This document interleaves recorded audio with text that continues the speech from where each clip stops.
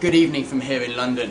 Been a pretty busy US afternoon session. Starting with the Treasury market, we did see a sharp sell-off in the T-note futures, down almost 2 points at 1.30.5 in the end.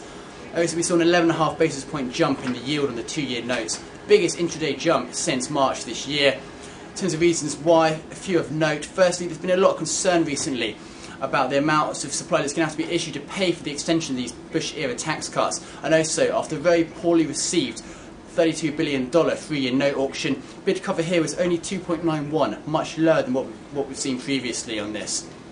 In terms of the other asset classes, equity markets pretty much flat on the session, S&P, Nasdaq and Dow, and looking at the currency markets, dollar index ended up in positive territory, around 0.3%.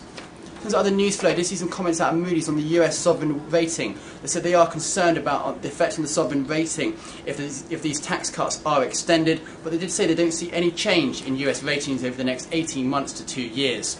Moving forward, of note in Ireland, we have seen the first 2 votes in the Parliament for next year's budget. They have both passed, which is a good sign that the rest of the votes due tonight, which will be finished after midnight, will also pass.